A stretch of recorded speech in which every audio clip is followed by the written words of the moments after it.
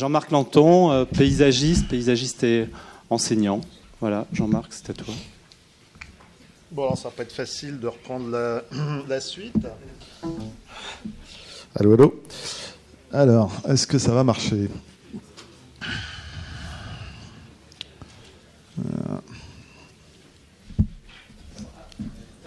C'est bon ? Ouais.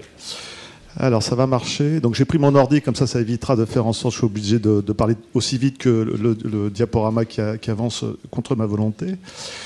Alors, moi, je vais vous parler de ça. Bon, parisien, parisienne, ça, c'est votre paysage. Et je vais prendre un peu les... ben voilà, vous voyez, donc il faut que je le calme aussi.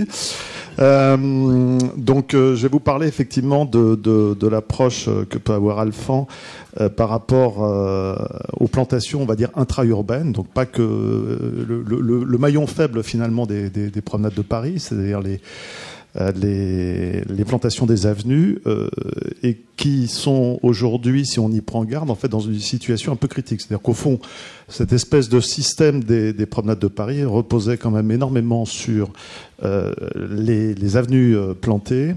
Et donc, la question qui m'était un peu posée, notamment par Michel, c'était effectivement comment regarder l'arbre à la fois comme réseau, ça c'est la façon dont Alphand le regardait, et je vais le développer, et en même temps se poser la question de savoir comment on peut aujourd'hui régénérer la pensée, le regard en fait sur ces plantations-là. Donc là, je reviens effectivement sur les promenades de Paris.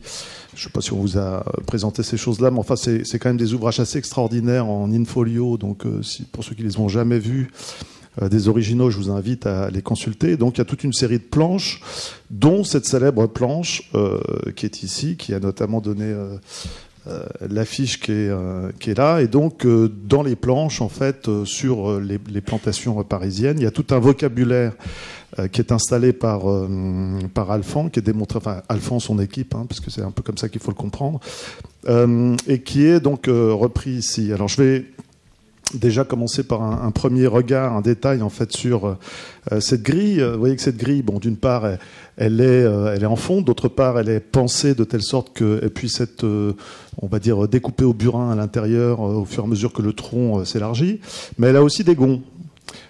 Ces gonds, en fait, c'est un peu, entre guillemets, l'esprit d'Alphand, puisque ça va jusque dans le détail, se poser la question de savoir comment on va gérer finalement le pied de ces arbres. Et donc ces gonds-là sont là pour pouvoir permettre de soulever en fait les grilles par quart. Et d'ailleurs, il manque peut-être un peu quelque chose si on parle de l'esprit d'Alphand en regardant l'affiche. Puisqu'effectivement, il n'y a pas ces gonds. Mais je vous garantis bien que j'ai rien inventé sur cette image-là. Alors, il écrit un certain nombre de choses que je vais vous lire. Il y a quelques extraits en fait de littérature. Je les lis parce que je trouve que c'est assez passionnant et ça montre la façon dont ont été pensées en fait les conditions de fabrication de cette ville hyper dense qu'est Paris autour de ces avenues plantées.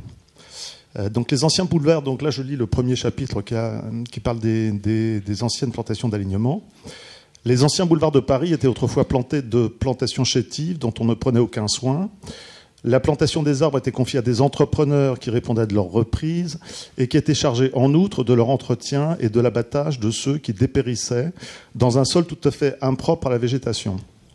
Ce système, jugé par ses résultats visibles aux yeux de tous, péchait par la base. En effet, pour satisfaire à la garantie qui leur était imposée, les entrepreneurs faisaient bien en sorte que les arbres produisissent, une belle langue, quelque apparence de feuillage pendant le temps que durait la responsabilité de l'entreprise. Mais ayant intérêt à ce que ces arbres mourussent, puisqu'ils avaient un profit dans le produit des arbres abattus, ils se gardaient de rien faire pour assurer leur vitalité. Donc là, il campe en fait l'état des lieux dans lequel il arrive avec son équipe pour rétablir les choses. Je vous lis le petit chapitre qui est en bas, qui est très important. Tranchée continue pour les plantations. Le sol de Paris est formé en général de détritus de toutes sortes, impropres et souvent hostiles à la végétation. La première précaution à prendre pour la réussite des arbres consiste donc à leur créer un terrain artificiel dans lequel ils puissent développer leurs racines. On obtient ce terrain en creusant des tranchées continues de 3 mètres de largeur sur 1 mètre de profondeur. Je ne sais pas si vous voyez un peu le travail, on va le développer tout à l'heure. Que l'on remplit ensuite de terre végétale. Donc ça veut dire qu'en fait, toutes les avenues que vous voyez aujourd'hui, ont été plantées dans des fosses continues de 3 mètres de large, sur 1 mètre de profondeur. On a enlevé toute la terre, on a remis de la terre à la place, et ensuite on a planté les arbres. On fera une petite approche quantitative tout à l'heure. C'est toujours intéressant de regarder ça. Alors, et ensuite, autre point, avant de revenir un peu sur des images, je lis donc sur la page suivante, drainage des plantations. Alors vous m'excusez, mais c'est encore un petit peu long, mais pour faire arriver l'eau aux racines des arbres, on commence d'abord par réserver à leurs pieds une vaste cuvette qu'on recouvre d'une grille afin que le sol reste toujours perméable. Lorsque les racines se sont éloignées du tronc et se sont répandues au loin, l'eau pénètre difficilement jusqu'à elle par la surface du sol, ce sol étant devenu imperméable par suite du bitume ou du pavage, ou parce qu'il a acquis d'une manière quelconque la consistance qu'on doit avoir pour l'intérêt de la circulation. Un petit résumé quand même. En gros, pour que les hommes puissent circuler, il faut des sols stables, c'est-à-dire imperméables pour pas que l'eau rentre dedans, et compactés puisqu'ils doivent être durs. Alors que pour les arbres, pour qu'ils vivent, il leur faut un sol, on va dire, qui respire, donc perméable à l'eau et perméable à l'air. Donc il y a une contradiction fondamentale entre la place de l'homme, enfin de l'arbre, dans des milieux urbains denses comme celui de Paris. Donc je continue. C'est alors qu'il faut amener l'humidité à l'extrémité des radicelles à l'aide d'un système général de drains qui enveloppe les arbres et se relie entre eux par un drain conducteur communiquant avec les branchements d'égout. En ouvrant un clapet qui ferme la communication des drains avec l'égout lorsqu'ils servent à l'arrosage, la destination de l'ensemble du réseau se transforme et devient, pendant l'hiver et au moment des pluies abondantes, un vaste système de drainage.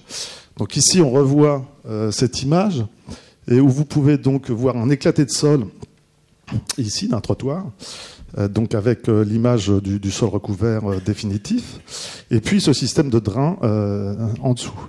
Et donc en fait c'est là qu'on voit que la plantation des arbres dans le système haussmannien et alfandien est pensée en fait comme un réseau. C'est-à-dire que en dessous il va y avoir de l'assainissement, il va y avoir du gaz, il va y avoir de l'eau. On installe également un système d'alimentation de l'eau des caniveaux. Et ce système-là va également se décliner en fait, notamment en définissant où on doit planter dans l'espace de la voirie. Alors évidemment, tous ceux qui travaillent en fait sur le système parisien traditionnel connaissent ça par cœur. Donc je le décris peut-être plus pour ceux qui ont pas cette connaissance-là. Et donc il y a un chapitre un peu plus loin qui s'appelle en fait emplacement des lignes de plantation. Les voies plantées ont pris d'ailleurs un développement considérable dans ces dernières années. Aujourd'hui, toute voie de plus de 26 mètres de largeur est bordée sur chaque contre-allée d'une rangée d'arbres. À partir de 36 mètres, il y en a 2 rangées. Pour les largeurs de plus de 40 mètres, on établit en général un plateau dont le milieu reçoit les plantations et qu'on sépare de chaque côté de la façade des maisons par une chaussée et un trottoir. Dans tous les cas, les lignes d'arbres sont placées à 5 mètres au moins de la façade des maisons. L'intervalle qui les sépare est aussi de 5 mètres et elles sont éloignées d'1,50 m de la bordure des trottoirs. Alors, traduction. Ici, vous avez un peu plus loin une autre planche dans les promenades de Paris qui montre que, effectivement, comme on peut s'en apercevoir tout en haut à gauche, c'est la rue de Rivoli qui n'est pas très plantée. Mais au milieu, à droite, vous avez en fait le boulevard Sébastopol, avec, on va dire, l'avenue un peu type. Donc, vous avez les plantations d'arbres qui sont à 5 mètres des façades, 1,50 m entre l'arbre et la ligne d'eau. Ensuite, 13 mètres de chaussée, puisqu'on a 6,50 m de trottoir de chaque côté. Donc, vous avez 13 mètres de trottoir, 13 mètres de chaussée, c'est-à-dire que vous avez la moitié de l'espace de Paris de ces avenues qui est donnée aux circulations et l'autre moitié qui est donnée aux usages de résidentiels ou de riverainneté, les modes doux, etc. Ce qui est aussi intéressant, c'est donc au milieu de cette page-là, là, on voit un petit chapitre qui dit On place en outre au pied des arbres plantés sur les trottoirs recouverts de bitume des plaques en fonte à jour, donc celles dont on parlait tout à l'heure, variant de 1 à 2 mètres de diamètre pour conserver un sol perméable autour du tronc des arbres. Ça veut dire que ça n'est pas un dispositif systématique.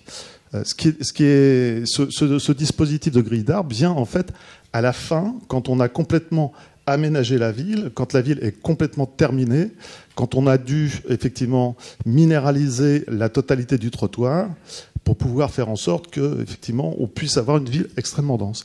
Alors ça n'est pas le cas partout. Donc si on regarde par exemple la coupe de tout à l'heure sur le boulevard Sébastopol, on voit que on a des trottoirs de 6,50 m avec donc la totalité des réseaux qui sont dessinés en fait sur ces coupes. Donc le gaz, l'assainissement. On n'a pas encore l'eau potable. Pourtant, il y a une alimentation, je crois, en eau en fait, des égouts, enfin des fils d'eau. Et donc le même boulevard aujourd'hui, vous voyez, la pérennité en fait de ce système-là, et qui, on y viendra tout à l'heure, est fortement questionné aujourd'hui, parce que si on n'est plus en capacité, et si on regarde ça comme un système qui ne devrait être que écologique, on se trouve dans une difficulté assez grande à pouvoir trouver des alternatives en fait, à ce système-là. Alors si je regarde maintenant l'avenue de la Reine-Hortense, qui est en fait l'avenue Hoche, je crois, vous voyez qu'en fait, au pied des arbres ici, on a en fait simplement minéralisé, on a travaillé à l'envers, c'est-à-dire qu'on a minéralisé là où il fallait circuler, donc la chaussée, on a minéralisé les circulations piétonnes ou les promenades ici, puis les trottoirs, et puis on a laissé en fait le pied des arbres non minéralisé. Alors il va de soi qu'aujourd'hui l'avenue Foch a un peu évolué. Vous voyez que les lignes d'arbres intérieures ont eu du mal en fait à résister avec le temps, et que aujourd'hui c'est entièrement minéralisé avec les grilles d'arbres qui sont venues en fait au pied des arbres. Et puis si on regarde l'avenue de la Grande Armée, qui existe aussi encore, on a le même système, sauf que là, vous voyez, vous avez des terre-pleins qui ne sont pas du tout plantés, minéralisés. Donc en fait, on est complètement un système qui s'appelait le macadam à l'époque, en fait, qui est un système de calcaire tendre qu'on mettait en fait sur une espèce de stabilisé en fait local.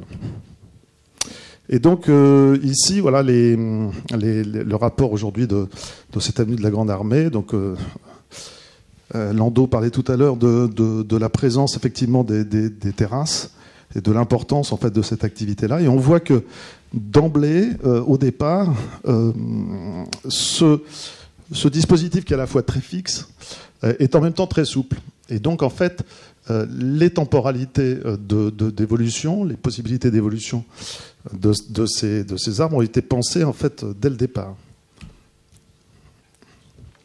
Et donc, si je prends un exemple, ici, par exemple, le bas des Champs-Élysées, toujours une planche des promenades de Paris, vous voyez qu'en fait, on a des circulations piétonnes qui sont dessinées, et il est vrai qu'au pied des Champs-Élysées, on n'a pas de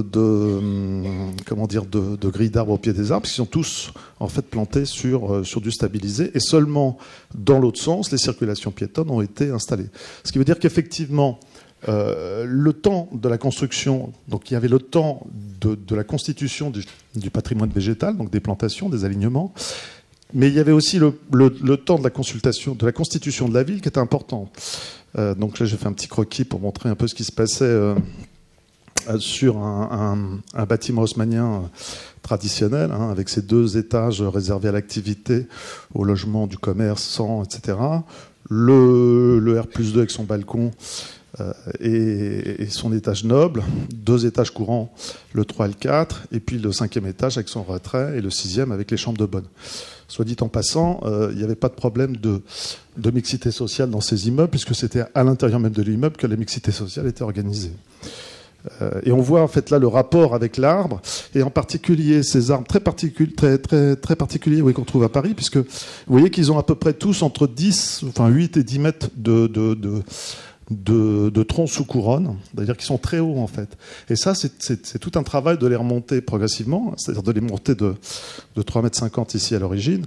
Et aujourd'hui, le houppier, vous voyez, il est au-dessus en fait de la taille originelle. Donc ça, c'est le travail des jardiniers qui permet aujourd'hui d'arriver à maintenir ça. Voilà. Et donc, on voit ici toute l'importance du travail d'Haussmann et d'Alphand, et ce systématisme. Alors, ce systématisme, ils l'ont aussi appliqué, notamment... Ah oui, alors si, quand même, juste un petit calcul. Nombre d'arbres et de bancs, prix de l'entretien, voilà. Le nombre des arbres d'alignement dans Paris s'élève aujourd'hui à 102 154, donc on est en 1873. Ça fait sensiblement 500 km de trottoir, c'est-à-dire 250 km d'avenue. C'est pas complètement déraisonnable.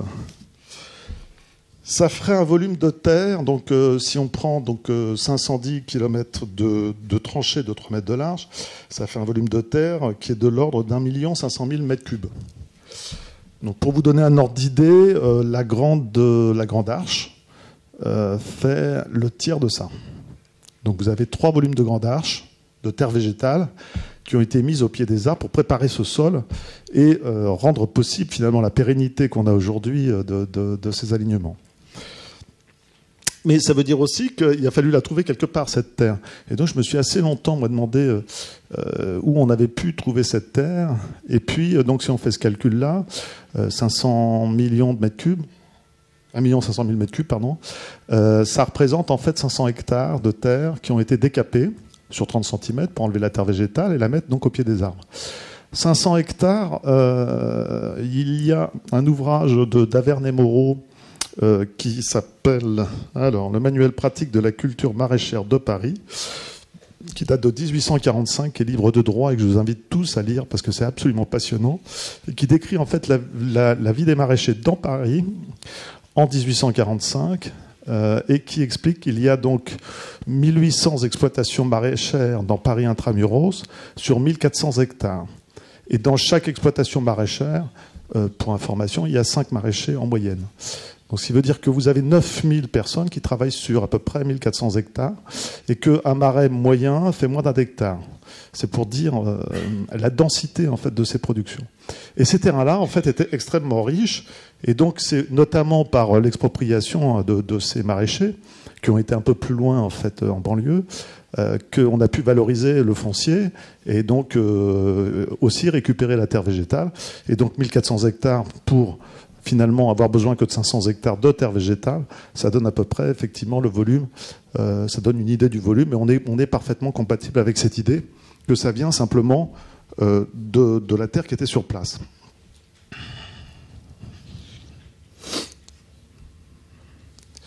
Alors il y a la même pensée, mais je ne vais pas m'étendre là-dessus, mais il y a la même pensée sur la façon de dessiner les squares. C'est-à-dire qu'on voit bien que les squares, dans leur dessin, sont standardisés, et que aussi la gestion des squares est standardisée. C'est-à-dire qu'il ne s'agit pas seulement que de standardiser la production de l'espace, il s'agit aussi de standardiser la gestion de l'espace. C'est pour ça que le gond de départ est un élément très important qui montre jusqu'où en fait la pensée de la gestion était poussée.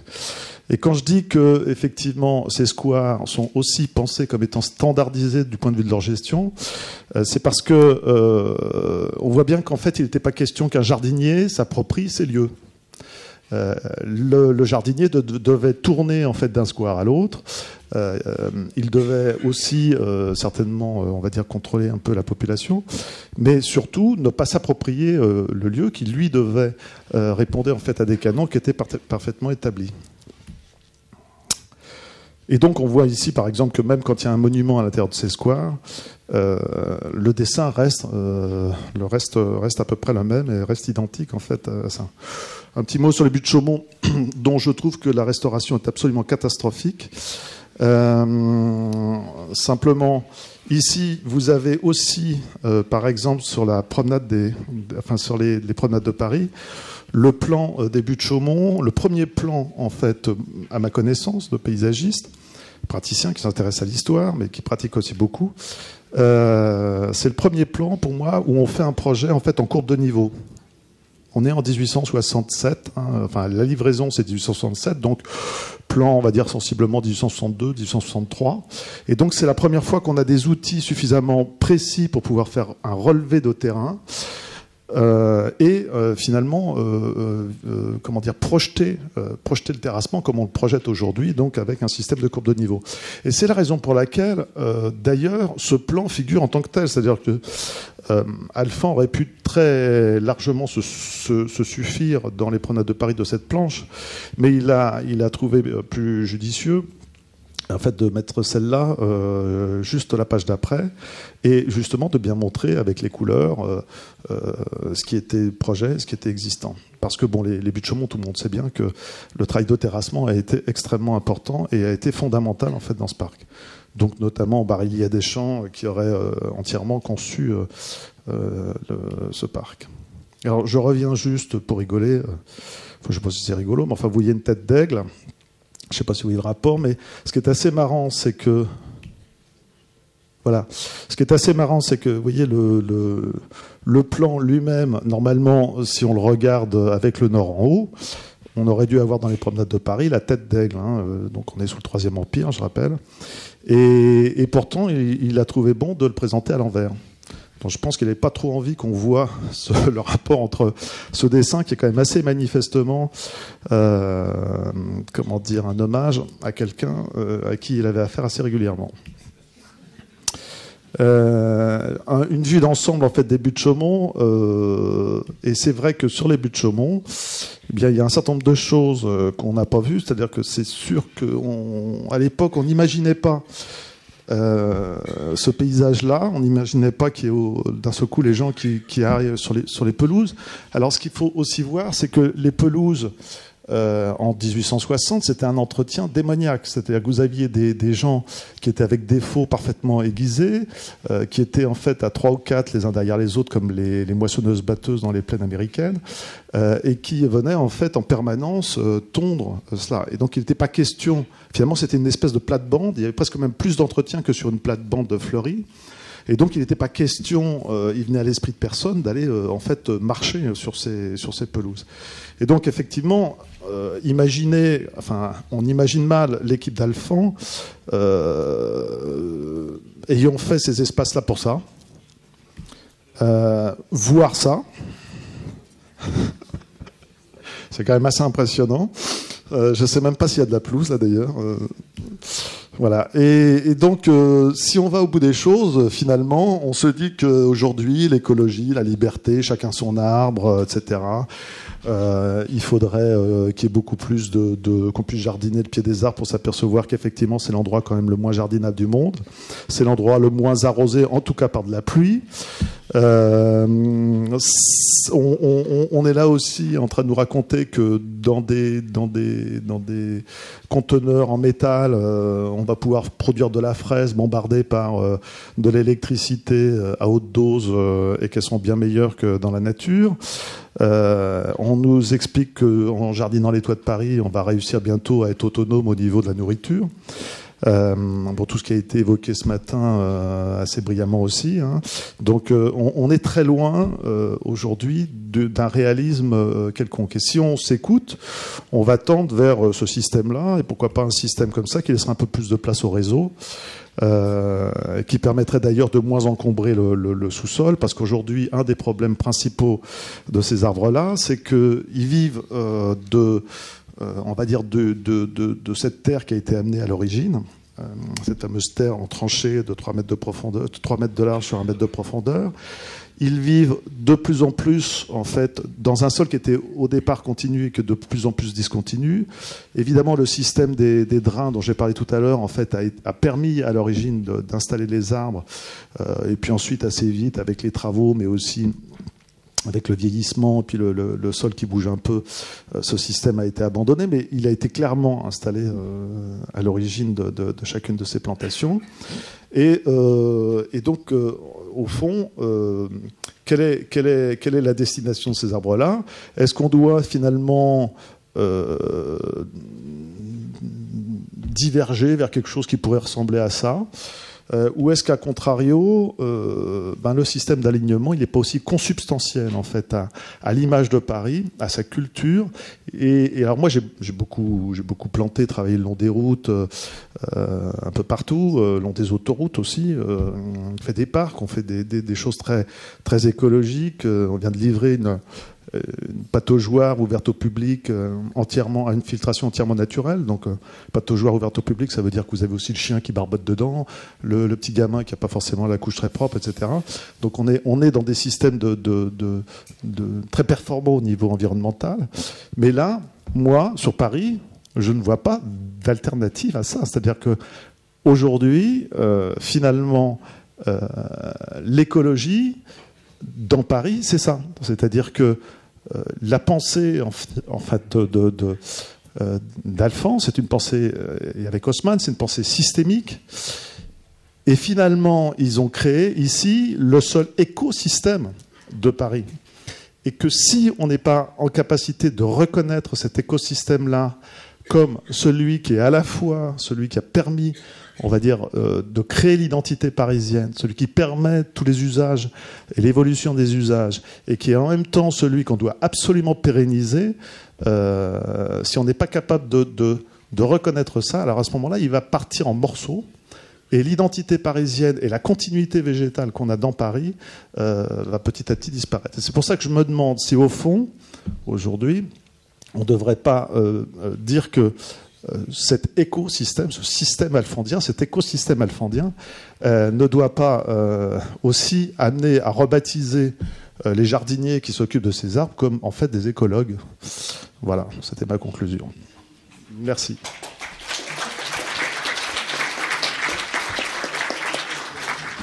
Peut-être quelques questions avant 10 minutes de pause et puis poursuivre sur les deux dernières interventions. Enfin, la table ronde, la dernière intervention et la table ronde du colloque. Voilà. Est-ce qu'il y a quelques questions ? Jean-Marc Lanton,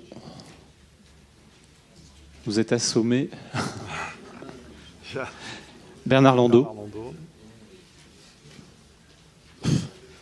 Je trouve l'exposé très, très intéressant et posant des questions pertinentes, mais je pense qu'il faudrait qu'il y ait ici des gens du service de l'arbre qui répondent, parce que non, ils posent des tas de vraies questions, sans parler des maladies qui touchent certaines espèces. Si vous voulez, on peut toujours jardiner les pieds d'arbres, mais il y a certaines avenues où on sait de toute façon que les espèces seront condamnées, donc on pourrait peut-être se poser la question autrement, enfin en termes de hiérarchie, et que tu mets le doigt sur un vrai sujet où, pour en parler, il faudrait quand même être avec les services qui en ont la responsabilité, quoi, je crois.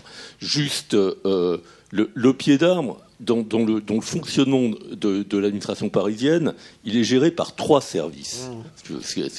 Il est géré par la voirie, par la propreté et par les parcs et jardins, si tu veux. Donc ça, c'est déjà une question.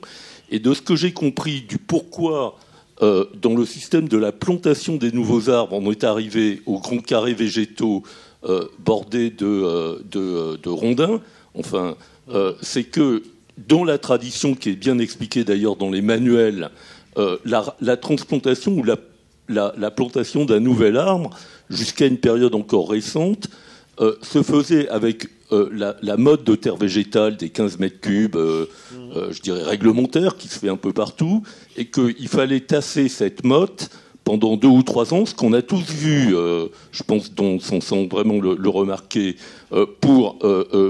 avec des gros pavés, ce qui demandait un entretien assez coûteux, parce que assez régulièrement, pour aérer la terre, il fallait un peu enlever les pavés, revenir, et que finalement, la solution qui a été adoptée récemment, enfin, c'est mon interprétation, et je le dis avec plein de guillemets, habillée de toutes les vertus écologiques, c'est surtout une solution plus économique, et qui, créant ces grands carrés un peu plus grands naturellement, ont suscité le désir de leur jardinage. Enfin, si on regarde les choses vraiment dans leur progression. Mais je trouve que ces sujets devraient faire l'objet de débats argumentés, et pas parce que ils posent de vraies questions qui, comme tu le dis, peut-être peuvent mettre en danger dans le temps ce qui est un peu l'essence de l'héritage d'Haussmann, mais qu'on n'a pas aujourd'hui le lieu d'objectiver un peu ce débat pour en parler sur le fond. Enfin, c'est mon opinion, voilà. Pas mieux. Une autre question, Jean-Pierre Thibault. Oui, c'était simplement, puisqu'on n'a pas pu poser de questions juste après l'intervention de Michel Pénal, je voulais juste faire une remarque sur cette grande utopie présentée comme telle, ou presque, des autoroutes du Grand Paris, de grandes percées qui permettent peut-être de jour de faire autre chose que ça. Je ne sais pas tant de l'utopie que ça, puisqu'après tout, Paris a fait la même chose sur les boulevards des Maréchaux. Moi, quand j'ai bossé à la ville de Paris, c'était totalement impensable d'imaginer que les boulevards des Maréchaux puissent devenir ce qu'ils sont aujourd'hui. Or, tout le monde s'accorde à penser que c'est un vrai succès, de toute nature, y compris social. Et puis, on a fait ça aussi sur les quais de la Seine. C'est pas encore retravaillé, mais enfin, ça viendra peut-être un jour. Et puis, on a fait ça sur les quais de Bordeaux. Voilà. Oui, mais justement, je te remercie. Mais j'ai travaillé avec Gretchen là, sur les Maréchaux sur 6 km. Et justement, c'est suite à cette expérience-là que je me suis dit ce que tu dis là. Et si on peut très bien rationaliser sur les Maréchaux, c'est hallucinant. Parce que la circulation avant, deux fois trois voies, c'était toujours embouteillé.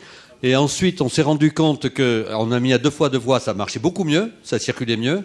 Et qu'on a fait l'analyse du transfert de circulation des gens qui prenaient le tramway, etc., qui allaient dans les rues autour. Et on s'est rendu compte qu'en fait, il y avait tout simplement une surexploitation de la voiture. Il y avait trop de gens dans leur voiture. Et que ça a pacifié, on pourrait dire, l'usage de la voiture et ça l'a atténué. Et aujourd'hui, ça marche mieux avec moins de voies que ça ne marchait avant, tout simplement.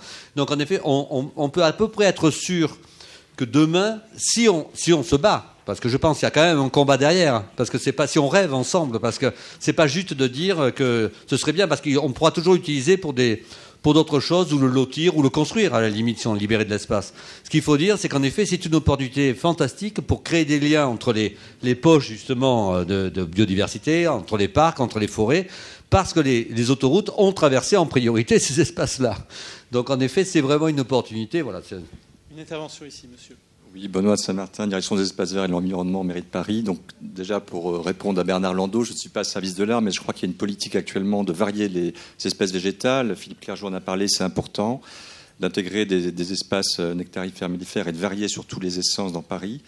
Après, sur les pieds d'arbres, c'est vrai qu'un autre service du paysage et de l'aménagement s'évertue en complément bien plus que les permis végétalisés, de dégarnir, de déminéraliser avec une structure de fosses filantes assez intéressante, en tout cas pour le développement des arbres, renouvelés, même si on est toujours, et c'est intéressant d'avoir les données sur les 100 000 arbres de 1973, on est à peu près à ce même nombre, même si pour une ambition de la municipalité d'en rajouter 20 000 dans la mandature, c'est toujours très contraint sur l'espace public. Un autre argument, on a parlé de la reconquête, je dirais, de ces corridors écologiques constitués notamment par le pouvoir périphérique. Et si vous avez suivi le plan climat qui a été approuvé à l'unanimité dernièrement par le Conseil de Paris, un des axes forts, c'est de reconquérir le périphérique pour étendre historiquement Paris, en réduisant une voie de part et d'autre, en le végétalisant davantage qu'il ne l'est aujourd'hui, car c'est un des principaux corridors écologiques, ça a été dit, objectivement de Paris, et que tous les aménagements réalisés par vos confrères paysagistes, Port de Vincennes, ailleurs, tiennent compte pour développer ces talus et la biodiversité de ce périphérique.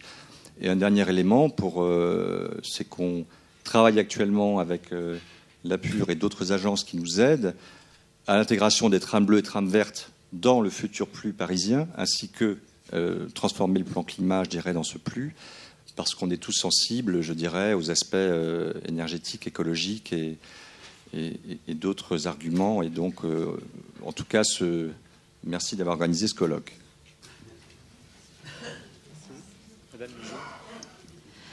Bonjour, Laurence Lejeune, mairie de Paris, direction des espaces verts, services paysage et aménagement. Je voudrais répondre à un petit peu des sujets de cet après-midi en complément de ce que Benoît de Saint-Martin vient dire. Pour rassurer ou pas, ou apporter au débat Michel Pénal que non, son rapport de 2003 n'est pas enterré en termes d'orientation paysagère sur le bois de Boulogne, puisque je continue à y travailler activement et j'espère que dans le cadre de la poursuite des réflexions et en ayant une vision d'avenir prospective, on arrivera arrivera à mettre en œuvre, peut-être dans cette mandature, parce que j'ai un espoir d'avoir un peu de financement, sur les orientations paysagères et à travailler toujours avec Brigitte Serre pour avoir à la fois une vision paysagère et en même temps le développement de la strate arborée et des différentes strates en conciliant les usages. Donc voilà, il y a une certaine continuité, il faut de la ténacité, je suis d'accord, il faut discuter avec tous les politiques, je le fais au quotidien. Ça, c'est pour le sujet Bois de Boulogne. Sur le sujet arbre, en complément de ce que dit Benoît de Sarbatin, je pense que nous sommes soucieux à la ville collectivement d'avoir l'héritage d'Alphand et de ces principes qu'il a mis en œuvre et qui font la force et l'identité de Paris. Pour autant, aujourd'hui, nous sommes vraiment sur une démarche à la fois d'écologie et de résilience, et donc de travail vraiment de tout ce que peut apporter ces différents éléments. Ça n'a pas été cité cet après-midi, j'ai pas pu assister à tous les échanges, mais aussi le rôle que l'on a avec les différents services de l'État, Architectes des Bâtiments de France, pour avoir une cohérence de nos actions en fonction des différents secteurs parisiens, historiques, moins historiques. Et pour le dernier point, illustrer aussi un exemple de la démarche très active et prospective, tout en conciliant l'histoire que veut avoir la ville, c'est sur les infrastructures de transport. Je citerai la démarche extrêmement volontariste de la ville de redonner un caractère écologique et un corridor et une continuité entre Paris et les différents axes par l'exemple de la petite ceinture, infrastructure ferroviaire non utilisée aujourd'hui ou partiellement sur une partie des kilomètres et pour laquelle on souhaite vraiment avoir un travail de maintenir, enrichir et développer les habitats et leur cohérence à travers les tissus de la petite ceinture et des lieux plus urbanisés en proximité. Donc je pense que sur les trois points qui ont été cités cet après-midi, on essaye vraiment de à la fois valoriser toutes les techniques, les paysages, les réflexions urbaines d'hier, mais en ayant une approche de quelle est la société et l'environnement et le paysage que l'on veut créer pour demain. Et pour ça, toutes les idées, et le colloque peut être l'occasion de débats, de confrontation d'idées, d'accords ou de désaccords. Mais en tout cas, on a une ville ensemble et un secteur et un territoire à construire. Et je pense qu'il n'y a pas forcément d'idées qui s'opposent, mais il faut les rejoindre pour essayer de construire ensemble.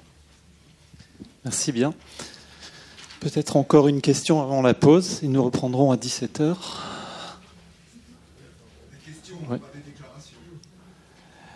Déclarations et questions sont les bienvenues. Parce que là, c'était une déclaration. Non, mais elles sont acceptées. Il y en a eu depuis 3 jours des déclarations. Bon, je vais transformer ma déclaration en question. N'y a-t-il pas une certaine confusion entre trois choses qui me semblent distinctes ? La biodiversité, la gestion écologique des espaces et la quantité d'espaces verts. On peut avoir beaucoup d'espaces verts monoculture, bien gérés. On peut avoir une biodiversité mal gérée. Enfin, voilà, ça me semble être 3 paramètres différents. Or, il me semble qu'il y a une confusion un peu permanente entre les 3.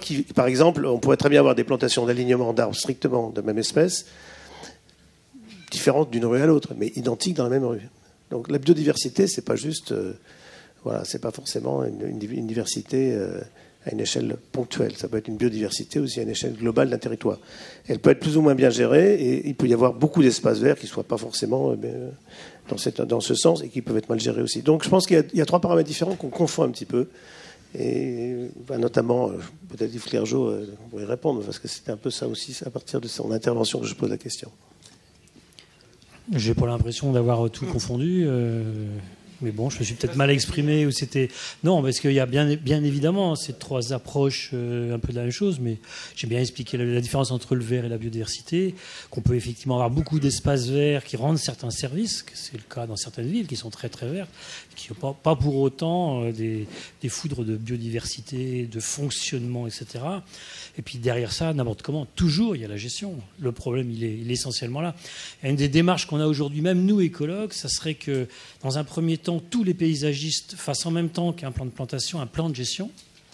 c'est une réflexion qu'on peut mener. Enfin, bon, je sais que c'est des débats qui sont un peu en cours, mais moi je vais plus loin aussi. C'est aussi, pourquoi pas, en urbanisme et en archi, c'est-à-dire d'être capable de prévoir aussi le vieillissement de ces bâtiments et des choses comme ça, ce qu'on fait pas du tout. L'archi, il livre un truc, puis il se frotte les mains, après il livre. Pour l'instant, la plupart des paysagistes qui travaillent dans des villes, après ils donnent ça aux services qui se débrouillent. Donc, alors, je sors un peu de la question sans trop en sortir, parce que pour moi, c'est des éléments qui vont dans ce sens-là. C'est évident que la gestion est comment fondamentale par rapport à ça. Et que, a fortiori en ville, j'ai été un des premiers écologues à dire attendez, la nature, ça se gère. Arrêtons cette imagerie du coin complètement perdu et tout ça, bien évidemment, quoi. Mais je pense qu'il y a, pour arriver à quelque chose de plus cohérent que ce que Pénat nous a montré, c'est-à-dire que comme il y a des prostituées, on coupe tous les arbres. Voilà, peut-être qu'il y avait d'autres façons d'approcher la chose. T'as presque dit ça. Non, mais je relance le débat. Il voulait. Et voilà. Peut-être qu'il y avait des réflexions à avoir sur l'accessibilité ou des choses comme ça, quoi. Juste très rapidement, parce que Pierre Clergeau a rappelé tout à l'heure que Paris, c'est un cas de figure très particulier puisque c'est un centre-ville. Et que Paris Intramuros, c'est un centre-ville. Et donc, en fait, on ne peut pas demander à des centres-villes d'avoir des niveaux en fait, de services écologiques de villes avec leur périphérie, en considérant la totalité de leur périphérie. Or, le problème de Paris, c'est qu'on ne regarde pas la périphérie dans Paris. Alors, on va nous dire que si, évidemment. Mais jusqu'à présent, en tout cas, si on regarde, c'est pas encore efficient au niveau de ce qui est mené en termes de politique sur l'ensemble. 1. 2. Aujourd'hui, je voudrais quand même rappeler qu'il y a beaucoup, on va dire, d'écologie prescriptive, c'est-à-dire de gens qui disent faut faire ci, faut faire ça, et qu'à l'autre bout, il n'y a personne qui sait faire grand-chose. Enfin, il y a très peu de gens qui savent faire grand-chose. Moi, je travaille avec des écologues depuis quelque temps qui ont un profil atypique, c'est-à-dire que c'est des architectes, enfin un architecte qui a décidé d'arrêter de faire de l'architecture et de faire du projet en faisant de la botanique et en faisant de l'écologie. Et ça pose toute une série de stratégies de mise en œuvre. Et donc, aujourd'hui, c'est un peu comme en termes d'urbanisme. Aujourd'hui, il y a l'urbanisme, on va dire, de programmation et l'urbanisme de projet. Et bien, l'écologie de projet, aujourd'hui, elle existe très peu. Le problème, c'est qu'on n'a pas les compétences en France, pratiquement, pour faire cette écologie de projet. Et là, il y a un vrai travail à faire, à émerger une profession qui consiste, en fait, à savoir comment on arrive à faire en sorte qu'il y ait de la biodiversité, en mettant des petits godets côte à côte avec des étiquettes, le tout planté par des gens qui sont en insertion, qui donc, la plupart du temps, savent à peine lire, ou alors sont en ouvriers détachés, etc. Et donc, il y a là des sujets et des chaînes de fabrication qui sont en cours de constitution et qui sont seulement, pour l'instant, on va dire, à l'état d'émergence. Voilà. Je vous propose de poursuivre. Une dernière intervention, alors. Très rapidement, on a parlé des paysagistes, des écologues et de leur responsabilité, par conséquent. Et je crois qu'il faut aussi évoquer la responsabilité du maître d'ouvrage. Et de l'entrée qu'il souhaite privilégier. Et je crois pour ma part que, malgré l'estime pour Philippe, je crois que la meilleure entrée, c'est celle du paysage.